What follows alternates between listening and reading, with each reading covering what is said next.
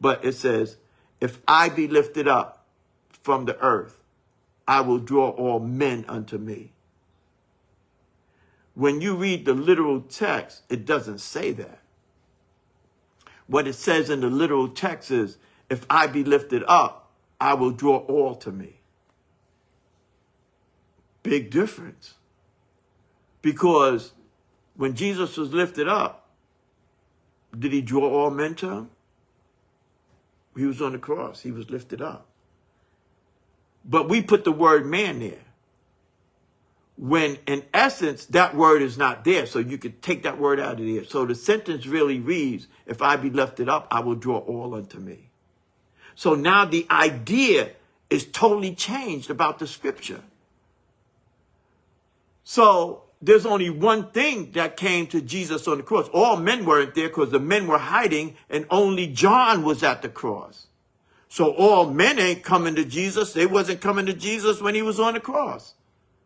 So that word man made us have a sentence, but you need to take that word man out. Now you see the scripture different. If I be lifted up, I will draw all to me. So what's all that came to Jesus when he was on the cross?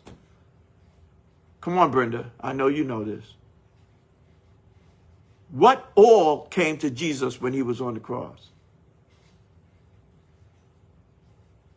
Come on. Nobody knows. The proper word, if you really want to identify that scripture, is all judgment.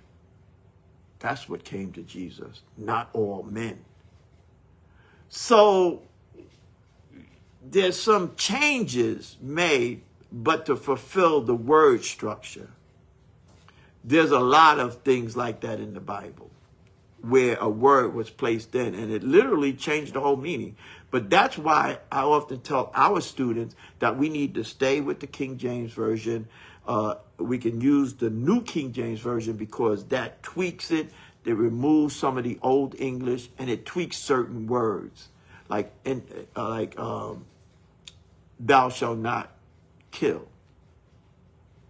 when the Bible really doesn't say thou shalt not kill.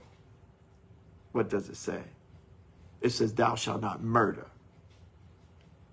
Why? Because kill means you can kill any life form. But the Ten Commandments wasn't written for animals. It was written for man. So the proper word translated should be thou shalt not murder. Now it meets the criteria because you can't murder a roach.